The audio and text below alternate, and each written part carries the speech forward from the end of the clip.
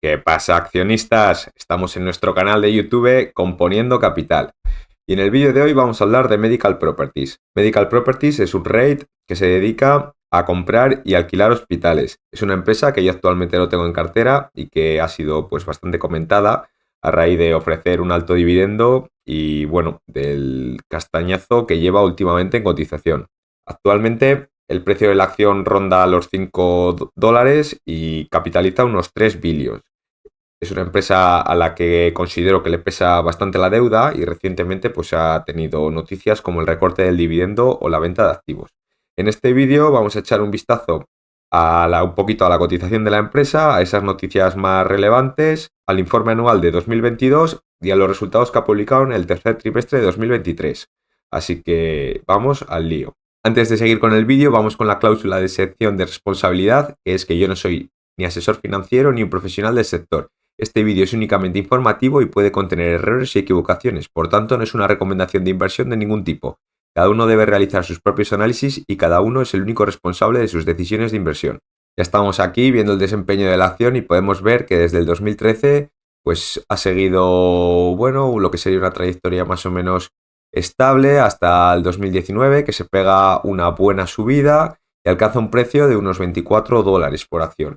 Después de eso, en 2022, donde vuelve a alcanzar este máximo de aproximadamente $24 por acción, se pega una buena caída casi ininterrumpida hasta el nivel en el que cotiza ahora, que actualmente en el momento de grabar el vídeo es de $4,60. Yo he cogido un precio de $5 ya que anda fluctuando por la zona para hacer un poquito más fácil estas cifras. Últimamente la empresa ha publicado algunas noticias, en este caso aquí estamos en su web viendo cómo nos anuncia que declara una bajada de dividendo hasta $0,15. Esto viene a ser básicamente un recorte de prácticamente el 50%. También nos cuentan en su página web que están vendiendo activos. En este caso se trata de hospitales en Australia. Con estas dos noticias ya nos podemos hacer un poco la idea de que la empresa pues va un poco justa de lo que viene a ser pasta. Porque claro, bajar el dividendo, sobre todo en un REIT, no es bien recibido, ya que la mayoría de los accionistas que están ahí están por el dividendo. Y tener que vender activos, pues tampoco es una cosa que sea de buen gusto. Menos activos significa menores ingresos futuros. Vamos a echar un vistazo a los resultados de 2022 para ver un poquito las cifras, unas cifras de la empresa y poner todo esto en contexto. He descargado el informe anual de 2022 y vamos a ir directos a los números. Luego comentaremos los resultados del tercer trimestre y pararemos un poquito más a dar más datos. Aquí simplemente vamos a ver qué nos cuentan en los resultados. Estamos aquí en la información financiera y podemos ver que en 2022 y 2021 pues la empresa tuvo ingresos por valor de 1.540 millones de dólares, lo cual está muy bien. Pagó unos intereses en el entorno de unos 360 millones y tuvo amortizaciones en el entorno de los 332 millones. Pues vemos que los datos de los 2 años son muy parecidos. El beneficio atribuible, aunque es un rate y esto pues es un dato en el que yo no me fijo mucho, pero bueno, vemos que en 2022 fue de 900 millones y en 2021 de 656. Vemos que el número de acciones en circulación aumenta un poquito de 2021 a 2022, pasando de 590 millones a 599 millones casi. Y vemos que los dividendos, pues para esta empresa paga unos dividendos potentes que pasan en 2021 de $1,12 a 1,16. Aquí nos enseñan los datos de FFO y de FFO normalizado. Y bueno, podemos ver que la empresa pues ronda los 1.000 millones, vamos a decir, haciendo una media entre 2021 y 2022 y tomando el FFO y el normalizado. Si nos creemos el FFO normalizado por acción, pues vemos que es de 1,75 en 2021 y de 1,82 en 2022, que da para pagar holgadamente los dividendos. No obstante, si vemos aquí, ya nos cuentan que estos son medidas non-GAAP, esto significa que aquí hay ajustados, y luego vamos a echar un vistazo a las cuentas sin ajustar para ver cuál ha sido la diferencia. Vemos que aquí también la empresa que estaba haciendo inversiones muy potentes en 2021, gastándose más de 4 billones en inversiones, en 2022 pues también hace inversiones potentes de 1,3 billones, bastante mayores que el flujo de caja este ajustado que nos dan. Seguimos avanzando y vemos que la empresa pues tiene una deuda neta bastante potente. En 2021 era de 11.300 millones más o menos y en 2022 baja a 10.270. Vemos que hay un descenso de la deuda pues de 1 billón, que la verdad que está muy bien, y vemos aquí que estos números de deuda son potentes. Si nos creemos el FFO este ajustado que nos dan, que hemos dicho que sería en el entorno, vamos a decir, de los 1.000 millones, pues vemos que la empresa está a 10 veces deuda neta FFO. Así que el rango de deuda neta que maneja esta empresa no es ninguna broma. Vemos aquí el equity también, como ha pasado de 2021 de 8.445 millones a 8.594. Cosa buena, ya que ha aumentado. Aquí nos enseñan un poquito cómo la información del FFO, nos cuentan un poquito cómo hacen ellos sus ajustes. Seguimos bajando y llegamos al estado de flujos de caja consolidados, que esto es lo que a mí más me interesa, ¿vale? Vemos aquí que el flujo de caja de las operaciones en 2020 fue de 617 millones, 2021 811, vemos que ahí hay un aumento potente del flujo de caja de las operaciones. Y en 2022 pues pinchamos un poquito y bajamos a 739 millones. Esto no tiene mucho que ver con los 1.000 millones que nos cuentan de FFO. Entiendo pues que de alguna manera habrá algunos ajustes y tal que les permitan dar esas cifras, pero yo personalmente me fijo más en el flujo de caja de las operaciones y ya veo que esos 1.000 millones pues ya no, yo personalmente no los acabo de ver claros. Vemos también con el flujo de caja de inversiones, vemos como en 2020 y 2021 y 2022 la empresa se gasta un montón de pasta en comprar propiedades. Vemos que es más de 4 billones en 2020, más de 5 billones en 2021 y más de 1 billón en 2022. Esto es mucho más de lo que la empresa realmente genera. Y luego vemos los ingresos que tiene procedentes de la venta de propiedades. Vemos que en 2020, pues frente a los 4.249 millones que gasta en compras, pues simplemente ingresa por la venta 94. Así que, vamos, lo que ha estado haciendo es comprar a piñón. En 2021 vemos otra vez lo mismo, que compra 5.350 millones en propiedades y ingresa por la venta de activos, pues 246 millones, con lo que netamente ha estado gastando dinero en comprar nuevas propiedades. Y luego vemos también que en 2022, aunque compra 1.333 millones en propiedades, ingresa por la venta más de 2 billones, concretamente 2.185 millones, con lo que ya vemos que en 2022 se revierte esta tendencia de comprar propiedades y pasamos a ser vendedores. Y de aquí pues ya vemos que la diferencia entre estas dos cifras encaja bastante bien con la reducción que hay en deuda neta. Luego tenemos aquí el pago por dividendos. Esta empresa, como comentamos, paga unos dividendos muy potentes a sus accionistas, ¿vale? Vemos que en 2020, para un flujo de caja de las operaciones de 617 millones, paga 567 millones en dividendos, con lo cual se va casi todo, quedarían unos 50 millones. En 2022, pues de 811 millones que gana, pues paga 643, incrementa, bueno, notablemente los dividendos respecto a 2020.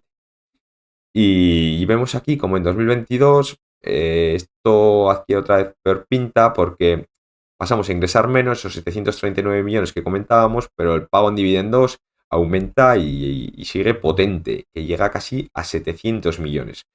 Lo que hace esta empresa es pues prácticamente pagar en dividendos casi todo lo que ella genera. Una vez visto esto, vamos a pasar a comentar un poquito los resultados del tercer trimestre de 2023. Y de paso, pues si vemos aquí algún dato interesante, pues le vamos a echar un vistazo. Aquí nos cuentan, por ejemplo, que la empresa se formó en 2003 y bueno, nos cuentan en un mapa donde tienen principalmente los hospitales. Principalmente están en Estados Unidos y Reino Unido. Y ya vemos pues, que hay algo salpicado por Europa. En España también tenemos algo, pero principalmente es Estados Unidos y Reino Unido. Y nos cuentan 441 propiedades, 555 operadores y 44.000 camas. Seguimos avanzando y aquí he encontrado un dato que me resulta curioso, que es el rating crediticio que tiene esta empresa, ¿vale? Vemos que el Moody's es Ba1 y Standard Poor's es BB positivo. He echado un vistazo a una página del BBVA que nos cuenta pues qué calidad crediticia se considera grado de inversión y cuál grado especulativo, digamos. Entonces, aquí vemos que tanto el grado de Moody's como el de Standard Poor's, pues que cae dentro de la categoría de grado especulativo. Sí que estaría en la categoría más alta de grado especulativo, que casi llega a grado de inversión, pero nos quedamos pues en este grado más especulativo, ¿vale? Esto va a hacer que la empresa pues no se pueda financiar tan alegremente como si tuviera un rating crediticio pues mejor. Aquí nos cuentan otra vez pues el FFO, que entiendo yo que es ajustado, que ellos dan de las operaciones, y vemos que para los 9 primeros meses, pues en 2022 conseguimos 806 millones y ya hemos bajado a 742. Aquí ya vemos pues que en general venimos pinchando respecto al año pasado. En el normalizado y ajustado que nos dan, pues también pinchamos y tomamos de referencia el de 2022. Yo a estos datos pues les he echado un vistazo, pero he estado buscando pues las cuentas auditadas y sin ajustar, que luego las veremos. Aquí seguimos bajando y nos cuentan un poquito sobre su calendario de deuda. Bueno, vemos que tienen de distintas duraciones, ¿no? Y aquí podemos ver el coste medio de la deuda, que es un 4%, ¿vale? Nos cuentan aquí que tienen pues en deuda 10 billón, un poquito más de 10 billón, 10.157 millones de dólares, ¿vale? Y vemos que el 85% de esta deuda está fijo y el 15% variable. Pues, cuanto más fijo tengamos, pues mejor, porque es que nos habrá afectado menos la subida de los tipos de interés. Vemos aquí el calendario resumido y vemos que para 2023 pues, le quedan de pagar unos 440 millones. Para 2024 hay vencimientos de 430, que bueno, son vencimientos que yo creo que la empresa, bueno, luego hablaremos más en concreto de ello, pero que son más asumibles. Pero ya vemos que en 2025, 2026 y 2027 vienen todos los vencimientos gordos. En 2025 tenemos 1.382 millones, en 2026 2.992 millones y en 2027 1.600 millones. Esto ya son cantidades grandes para la empresa y muy seguidas en los años. Luego hablaremos un poquito más de esto, pero para que tengáis en cuenta que entre 2025 y 2027, pues los vencimientos que tiene que hacer la empresa son muy importantes. Seguimos un poco avanzando, nos hablan aquí de que tienen distintos activos, principalmente casi todos son hospitales. En concreto, los ingresos por los hospitales son el 72% y luego vemos pues, que tiene otro tipo de edificios, también relacionados con el sector de la salud. Aquí en los ingresos por país, pues el 67% venía de Estados Unidos y el 26% de Reino Unido, que vemos que son las dos áreas pues, más importantes para la empresa. Vemos la cuenta de ingresos y aquí vemos que los ingresos totales de la empresa pues han pinchado también. Veníamos en los 9 primeros meses de 2022 con unos ingresos de 1.162 millones y ahora estamos en 994 millones. Ya vemos que ha habido pinchado. El gasto en intereses pasa de 267 millones a 309 casi, con lo cual se ha incrementado aproximadamente un 15%. Ya vemos que a la empresa pues cada vez le cuesta más financiarse y aunque tiene mucha deuda emitida a tipo fijo, pues cuando esa deuda vaya caducando, pues el coste en intereses es posible que vaya subiendo. Vemos también que las amortizaciones pues básicamente se duplican, pasan de 250 millones más o menos a más de 500. Seguimos, vemos aquí que la empresa pues, acaba de declarar un dividendo de 0,15 dólares en lugar de los 0,29 que venía pagando. Y vemos, pues bueno, como el dividendo total que ha pagado en los 9 primeros meses, fruto de esto, pues ha disminuido también, ¿vale? En cuanto al número de acciones, cosa importante o muy importante teniendo en cuenta los precios de la acción que tenemos, es que no ha emitido acciones. De hecho, tiene alguna acción menos. Ha pasado de 599 millones de acciones a 598. Pues bueno, positivo el hecho de que no esté emitiendo a estos precios. Venimos al balance, vemos pues, que la mayoría de los activos de esta empresa es inmovilizado. Vemos que la caja aumenta un poquito, de 235 millones a 340. Eso es positivo, ya que le da a la empresa más flexibilidad para que hacer frente a los vencimientos y poder refinanciar en caso de que esté interesada. Vemos que la deuda neta ha disminuido un poquito, pues nos hemos quitado más o menos 100 millones, que pues cualquier quita de deuda, sobre todo en estos rangos, pues es bienvenida. Vemos que el patrimonio neto baja. Esto es fruto, yo creo, del deterioro del valor de los inmuebles, fruto de la subida de los tipos de interés. Vemos que el equity pues también baja, aproximadamente unos 300 millones. Básicamente lo mismo que ha pasado en estos retained earnings. He descargado aquí también el 10Q, ya que, bueno, hemos visto que en el informe anual de 2022, pues los datos de FFO que nos daban, pues no acababa de cuadrar con los flujos de caja, básicamente. Así que vamos a echar un vistazo a ver si nos cuadran un poquito mejor los de 2023, ¿vale? Vemos aquí que el efectivo generado por las operaciones pues ha disminuido, como ya nos decían en el ajustado, y ha pasado de casi 558 millones a 370.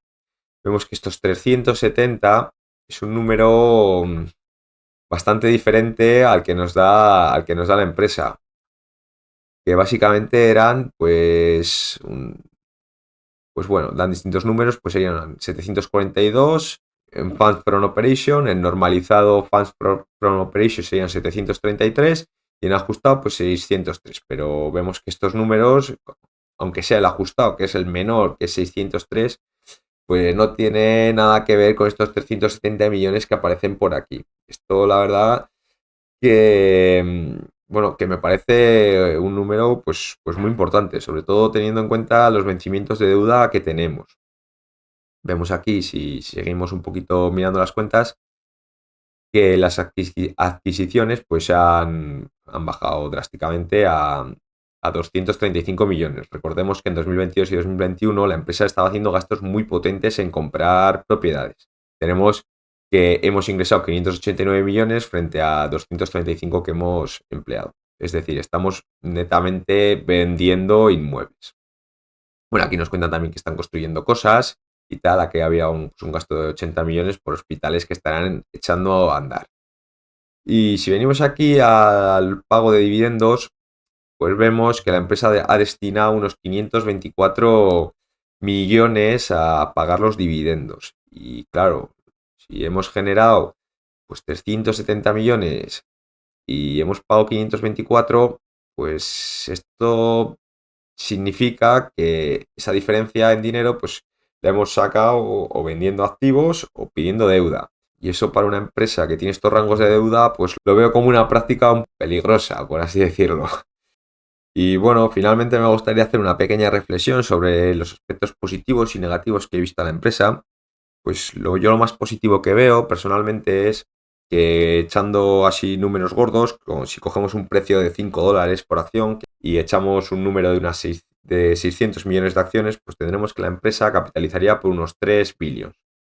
Y vemos aquí que si nos creemos los números que publica la empresa, por creerlos, quiero decir, nos creemos que los activos que tiene realmente valen lo que aparece en el balance, pues tenemos que estaríamos comprando la empresa, estaríamos pagando 3 billions por comprar la empresa cuando el equity de la empresa es de casi 8.300 millones. Es decir, estaríamos comprando la empresa con un descuento de más del 60%. Es decir, es un descuento muy importante a la hora de comprar buenos activos como pueden ser hospitales. Son pues inmuebles que son necesarios y que se van a seguir utilizando pues con toda probabilidad en el futuro. Y bueno, la nota negativa o el punto negativo para mí pues es los flujos de caja que está haciendo la empresa. Vemos que con estos 370 millones que ha producido en 9 meses, que pues si echando así un número gordo podrían ser 500 millones de flujo de operaciones en todo el año, para unos dividendos que pagando 0,15 por trimestre sería un gasto de 360 millones de euros, pues claro, vemos que apenas queda dinero para hacer frente a los vencimientos de deuda. Nos quedarían unos 140 millones. Pues que ya los vencimientos de este año, que son más de 400 millones, pues no daría. Y para los del año que viene, pues tampoco. Es decir, tendríamos que son vencimientos relativamente pequeños. Tendríamos que o financiarnos o refinanciarlos o seguir vendiendo activos. Y ninguna de las dos cosas me parece buena idea. Pero es que si seguimos avanzando, una vez que llegamos a 2025, 2026 y 2027, que es cuando vienen todos los vencimientos gordos que hemos estado viendo, pues es que veo muy complicado que la empresa consiga hacerles frente. Incluso cortando el dividendo, va a tener que refinanciar una parte de la deuda que le vienen en el 25, en el 26 y en el 27. Y bueno, todo esto echando cuentas de que la situación de la empresa pues no mejore extraordinariamente, que pudiera ser el caso, ¿no? Pero viendo los números que hay hoy en día, pues es complicado ver cómo va a conseguir refinanciar todo esto. Y viendo que los tipos que está pagando por la deuda es de media un 4%, yo creo que esas refinanciaciones van a venir más caras de este 4%, con lo cual se nos va a ir más dinero en intereses. Y bueno, y veo pues que la situación es algo complicada por este lado. La mejor solución que yo le veo sería cortar el dividendo de raíz y tratar de vender un poco los activos que se puedan a buen precio para tratar de refinanciar toda esta deuda que nos viene entre el 25 y el 27 y tener un calendario más favorable. Yo personalmente estaba mirando esta empresa para ver si era candidata pues, a incluirla yo en mi cartera, pero por el momento me pesan bastante más las razones negativas que he dado. Veo que el flujo de caja es muy pobre para toda la deuda que acumula y veo que el calendario de deuda es para mí muy malo. Veo que entre el 25 y el 27 vence una cantidad ingente de deuda. Veo muy complicado que esta empresa se vaya a financiar a los tipos a los que se ha financiado. De media se ha financiado al 4 y veo que tranquilamente se podría ir al 8. Y no veo suficiente dinero como para ir repagando esta deuda y ir pagando estos intereses crecientes que le van a pedir para refinanciarse. No obstante, sí que puede ser el caso de que la situación de flujos de caja pues mejore, la empresa consiga vender activos, el banco no la mire tan mal y consiga refinanciarse pues, a un tipo decente, a una duración decente. Pero bueno, yo por el momento no lo veo claro. Y como no lo veo claro, pues prefiero mantenerme por el momento al margen. Sí que me parece una empresa interesante para ir vigilando en el futuro a ver qué va pasando con ella. Y bueno, esto ha sido todo en el vídeo de hoy. Espero que os haya resultado interesante. Yo me despido ya y a seguir teniendo paciencia y cabeza con las inversiones.